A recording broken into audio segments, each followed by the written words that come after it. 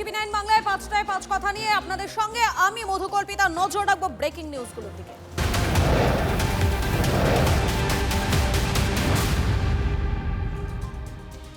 আর শুরুতেই আমরা যেদিকে নজর রাখবো সুরেন্দ্রনাথ কলেজের পর এবারে নিউ ব্যারাকপুরের এপিসি কলেজ, আরো এক কলেজে ফুর্তি ঘরের হদিশ মিলল। সরকারের নির্দেশে ইউনিয়ন রুম খোলার নির্দেশ দেওয়া হয় এবং খুলতেই চোখ একেবারে কপালে। দেখুন একবার ছবিটা।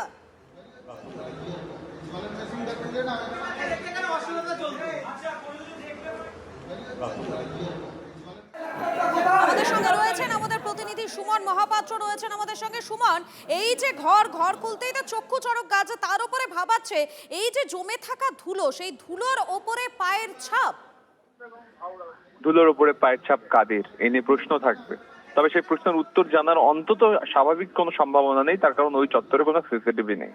ইউনিয়ন রুম বন্ধ ছিল, তারপরে এই পুরো ধুলোর স্তরের উপর সদ্য পায়ের ছাপ, তাদেরকে কিছু সরিয়ে ফেলা হলো, এই প্রশ্ন উঠছে। আর তার থেকেও বড় প্রশ্ন কোনটা জানো? ইউনিয়ন রুমে এগুলো কি? ইউনিয়ন রুমে দেখা যাচ্ছে যে গর্ভনিরোধক যেগুলো ব্যবহার করা হয়েছে তার প্যাকেটের পর প্যাকেট, ব্যবহার হয়নি যেগুলো সেগুলোর প্যাকেট, একেবারে টিএমসিপি পতাকা, সেই পতাকার পাশে গর্ভনিরোধকের প্যাকেট। এগুলো ইউনিয়ন রুমে ঠিক কোন কাজে লাগে? প্রশ্ন তো উঠবেই। শিক্ষা প্রতিষ্ঠান, এটাকে সুরেন্দ্রনাথ কলেজে আমরা দেখেছি যে সেখান থেকে এগুলো উদ্ধার হয়েছে, আগ্নেয়াস্ত্র উদ্ধার হয়েছে, এমনকি সুইট ঘর সেগুলো পর্যন্ত দেখা গেছে বিছানাযুক্ত। সেই জায়গায় এবার এপিসি কলেজ, নিউ ব্যারাকপুরের কলেজ, সেখানে ইউনিয়ন রুম খুলতেই চক্ষু চড়ক গাছ, ব্যবহৃত গর্ভনিরোধক, তার সঙ্গে সঙ্গে অব্যবহৃত গর্ভনিরোধকের প্যাকেট। ধন্যবাদ তোমাকে সুমন। সুরেন্দ্রনাথ কলেজের পর এবারে নিউ ব্যারাকপুরের এপিসি কলেজ, আরো একটি কলেজে ফুর্তি ঘরের হদিশ মিলল। সরকারের নির্দেশে ইউনিয়ন রুম খুলতেই চোখ একেবারে কপালে। সরকারের নির্দেশে বন্ধ ইউনিয়ন রুম খুলতেই মিলল প্যাকেট গর্ভনিরোধক। তৃণমূল ছাত্র পরিষদের পতাকার সঙ্গেই মেঝেতে পড়ে রয়েছে সেই বাক্স। এখানেই শেষ নয়, ইউনিয়ন রুমের পুরো ধুলোর ওপরে পায়ের ছাপ, সেই পায়ের ছাপ এই মুহূর্তে রহস্য বাড়াচ্ছে। তাহলে কি কয়েকদিন আগেই সরিয়ে ফেলা হয়েছে অনেক কিছু? সেই নিয়ে উঠছে প্রশ্ন।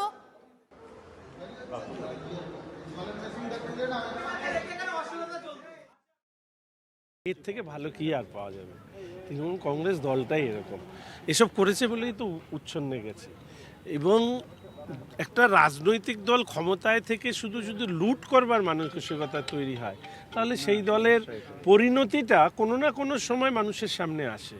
আমি ছাত্র রাজনীতির থেকে উঠে এসেছি, আমি জীবনে শুনিনি যে ইউনিয়ন রুমে কারো বেডরুম থাকতে পারে বা অন্যান্য জিনিস থাকতে পারে। এই ধরনের বার্তা যে কতখানি খারাপ, মা বাবা যখন ছেলে মেয়েকে কলেজে পাঠাবে তখন স্টুডেন্টস ইউনিয়ন সম্পর্কে যে ছবিটা তৈরি হবে, ওখানে তো বেডরুম আছে, এরপরে আর কি বলা।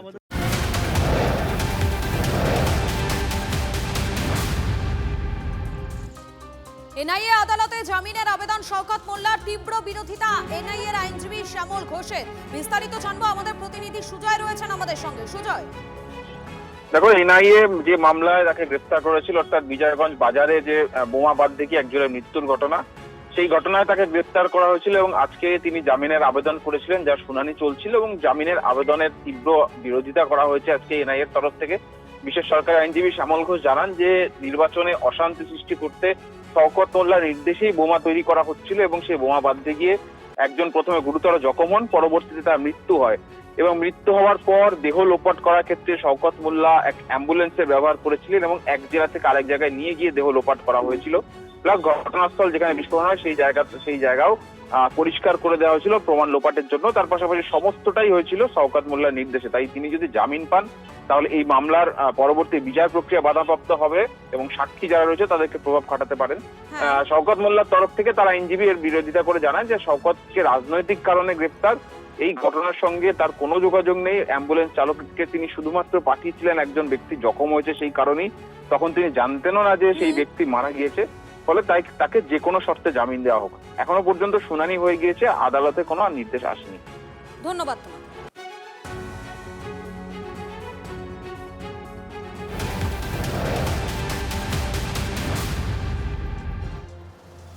ওঝা থেকে তৃণমূলের পঞ্চায়েত প্রধান হয়ে একেবারে কোটিপতি।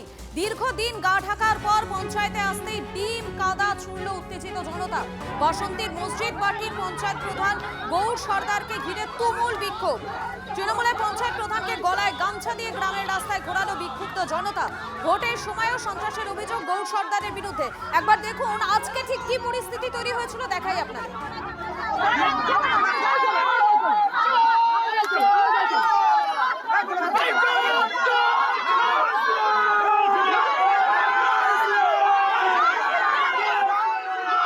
দেখলেন আপনারা, যারা স্থানীয় বাসিন্দারা রয়েছেন তারা রীতিমতো ক্ষিপ্ত।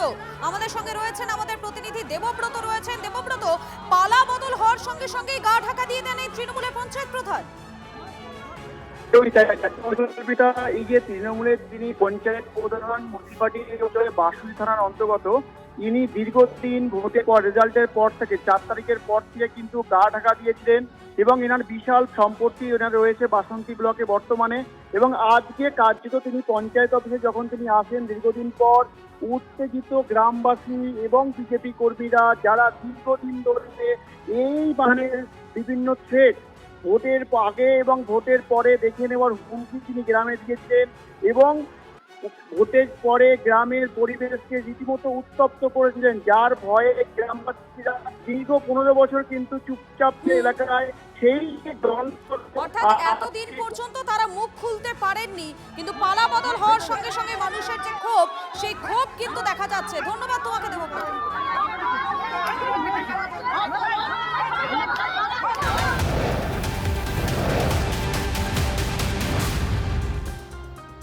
বিজেপি সমর্থকদের অন্নপূর্ণা যোজনার ফর্ম আটকে রাখার অভিযোগ। মালবাজারের কুমলাই পঞ্চায়েতে বিক্ষোভ গ্রামবাসীদের একাংশে।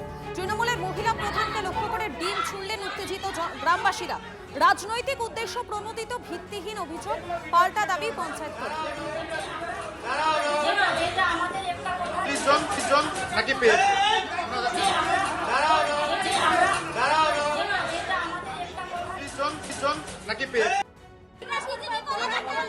আমি কিছু জানি না, তাহলে হচ্ছে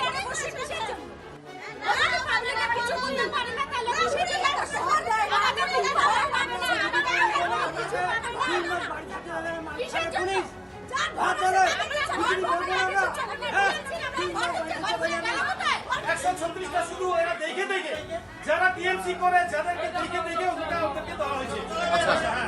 আর যেগুলো এগুলো সব গরিব মানুষ যারা বিজেপি করছে তাদের কিছু জানে না, সব এগুলো জমা করে আছে। আচ্ছা, এখানে একাধিক ফর্ম দেখা যাচ্ছে, এখানে ফর্ম রয়েছে, এখানে রয়েছে গোদরেজে রয়েছে, একাধিক ফর্ম রয়েছে।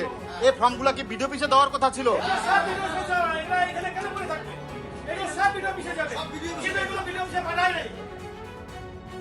শোনা যাচ্ছে 136 জন নাকি পেয়েছে, শোনা যাচ্ছে 136 জনের মতন পেয়েছে অন্নপূর্ণা ভান্ডার। বাকি ফর্ম এখানে রয়েছে, কি বলবেন কেন ফর্মগুলো এখানে রয়েছে?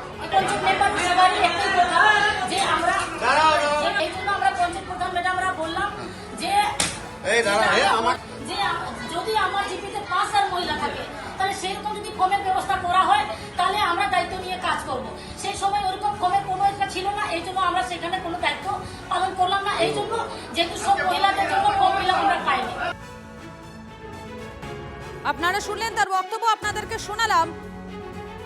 এবার দুটো ছবি দেখাচ্ছি আপনাদেরকে। দু জায়গাতেই পঞ্চায়েত প্রধানকে লক্ষ্য করে যে ক্ষোভ, সেই ক্ষোভ দেখা যাচ্ছে। বাসন্তী থেকে মালবাজার সর্বত্রই সাধারণ মানুষের ক্ষোভ উগড়ে পড়ছে, সেই ছবি দেখাচ্ছি আপনাদেরকে।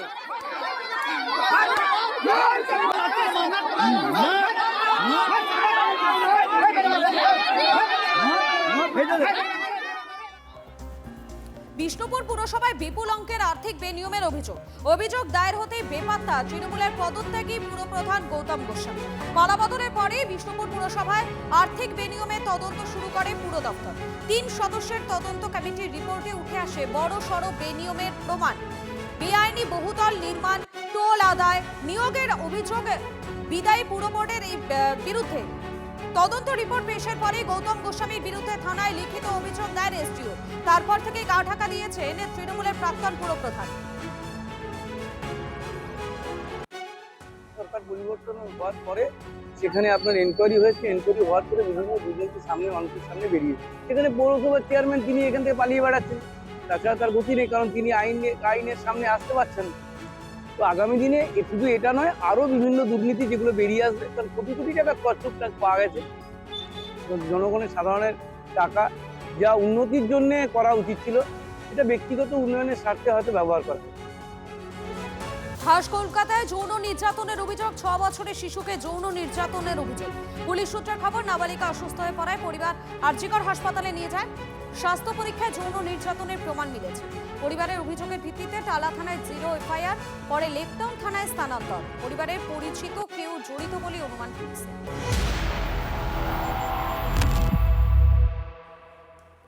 পালাবদলের বাংলায় কলকাতা পুলিশে নারীর ক্ষমতায়ন। শহরের 2টি গুরুত্বপূর্ণ থানার ওসির দায়িত্বে 2 মহিলা ইন্সপেক্টর। সরসুনা থানার নতুন ওসি হলেন রূপা সিংহ। রূপা সিংহ টালিগঞ্জ মহিলা থানার ওসি ছিলেন। সিথি থানার ওসি করা হয়েছে চামেলি মুখোপাধ্যায়কে। 2010 সালে বাম আমলে শেষবার মূল থানার দায়িত্বে ছিলেন মহিলারা। তৃণমূল আমলে কোনো গুরুত্বপূর্ণ থানার দায়িত্বে পাননি মহিলারা। প্রতিটি থানায় আমাদের মহিলা ওসি নিয়োগ করার কথা চলছে।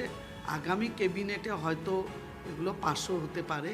আমরা চাইছি মহিলারা স্বনির্ভর হোক এবং যে বিগত সরকারে আমরা যে মহিলাদের সুরক্ষা ছিল না, সেই সুরক্ষা এই বাংলায় যেন হয়, মায়েরা বোনেরা যেন সুরক্ষিত থাকে এবং আর্থিক দিক থেকেও তারা যেন সচ্ছলতা তাদের থাকে, মেয়েরা যেন আত্মনির্ভরশীল হয়, এই দিকে আমাদের সরকার জোর দিচ্ছে। আগামী দিন আরও এগিয়ে চলবে। এটা তো কোনো এর মধ্যে তো কোনো ডাউট থাকার কথা নয় যে শুভেন্দু অধিকারীর সরকার মহিলা সশক্তিকরণ এবং মহিলা সুরক্ষা top of the list, priority list. এটা তো আমার মনে হয় না বাংলার মানুষের বোঝার কোনো ডাউট থাকবে। যারা মহিলারা থাকবে হেল্প ডেস্কে প্রতি থানাতে, তাদের পিঙ্ক কালারের ইউনিফর্ম, আর্মস থাকবে। ভাববেন না যে আর্মস ছাড়া রয়েছে। যেখানে আমরা পাবো সূচনা যে মহিলার ওপর আক্রমণ হচ্ছে বা অত্যাচার, ইমিডিয়েটলি তারা সেখানে থাকবে। মহিলারা পুরুষদের সাথে কাঁধে কাঁধ মিলিয়ে মাননীয় প্রধানমন্ত্রী যে স্বপ্ন দেখেছিলেন, মাননীয় মুখ্যমন্ত্রী শুভেন্দু অধিকারী সেই স্বপ্ন পূরণ করতে চলেছে। পশ্চিমবঙ্গে মহিলাদের ওপর, আমাদের দেবীদের ওপর আর অত্যাচার হবে না, হতে দেব না।